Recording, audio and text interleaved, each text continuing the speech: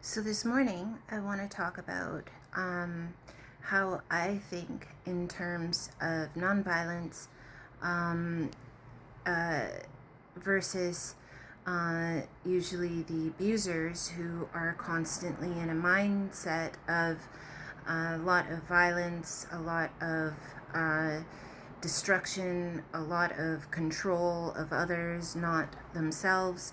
You don't I'm not saying anybody should do what I do. I'm not saying that anybody has to think the way I think. I'm just saying what works for me. And if anybody hears this and it gives them a little bit of insight or guidance or it's just something that they hear, that's great. So the mindset that is always thinking in terms of nonviolence, how can I help others? How can I sort of be of service to others? And how can I really protect and preserve rather than do a lot of destruction or violence or harm? Or anything that's of a negative nature like that takes more skill. It takes more skill to think in a nonviolent way than it does to think in a way that is going to get yourself harmed or harm a lot of other people. It is a natural thing that the mind automatically starts to attract and starts to think in a more slightly more intelligent way because compassion is a form of genius. So I myself usually refrain from doing a lot of unnecessary harm or name calling or being like just thinking of a lot of violence. Even when I feel like I have to defend myself, I'm usually thinking in terms of what's legal, what is safe, what's safe for even the abuser. And I don't really, personally, I don't engage too much in a violent way of thinking unless I'm at the gym and I'm on the treadmill and I'm trying to do a lot of jogging and I'm listening to music. Because I find that a lot nowadays, movies and music, it's really geared toward violence and how we can outdo the other guy and how we can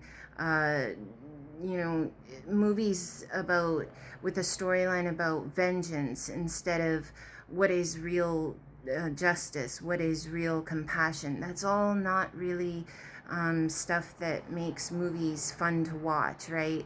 You're gonna watch somebody being like super compassionate, you're gonna probably be bored. So because they just don't really do very much, and they it sort of is based on what your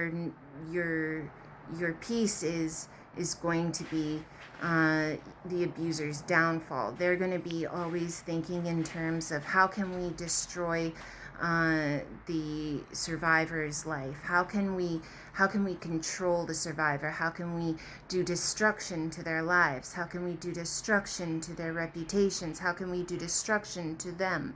And when you get in the habit of thinking in that way, it actually makes it so that that's what the psyche is geared toward, and it doesn't take a lot of skill. It doesn't take a lot of intelligence to do brute force or to do violence or to do destruction of any kind like that.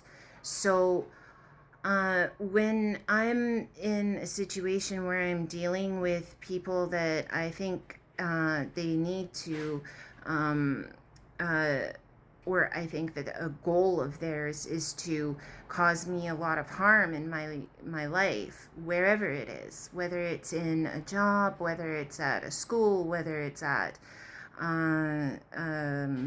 in the home environment.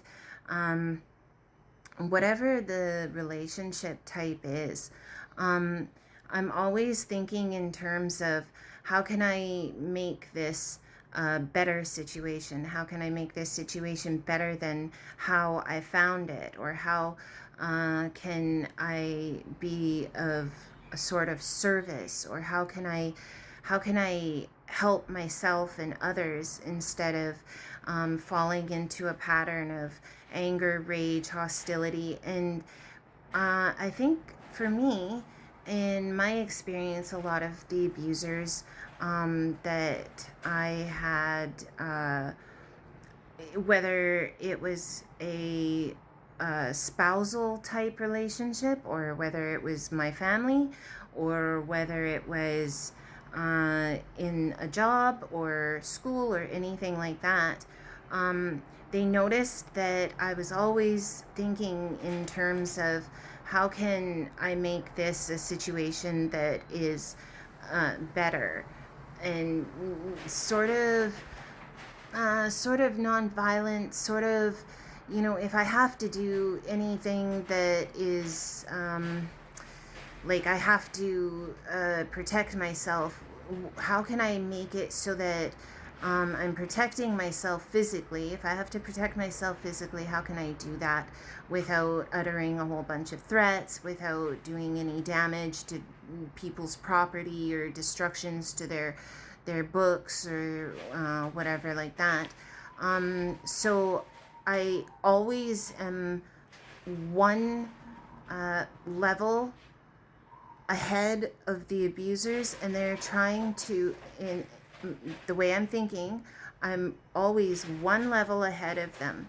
They're thinking in terms of, we're going to do this destruction, we're going to do this violence, we're going to destroy her property, we're going to destroy her reputation.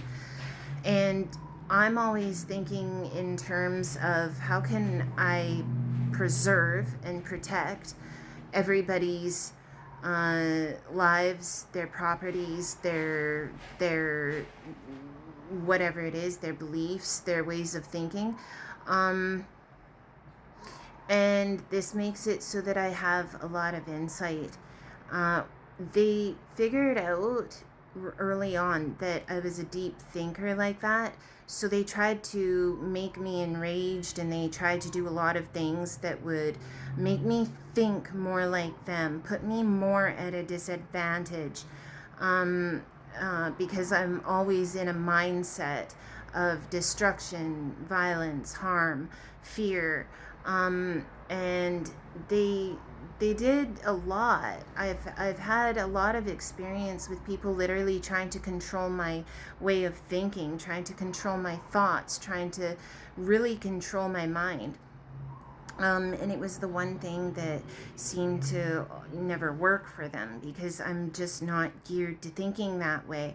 And so then I usually ended up with a lot of individuals saying, "Oh, well, you just you you're brown noser,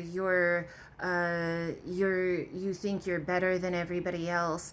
And actually, what it was I was actually thinking in terms of preservation all the time, not destruction.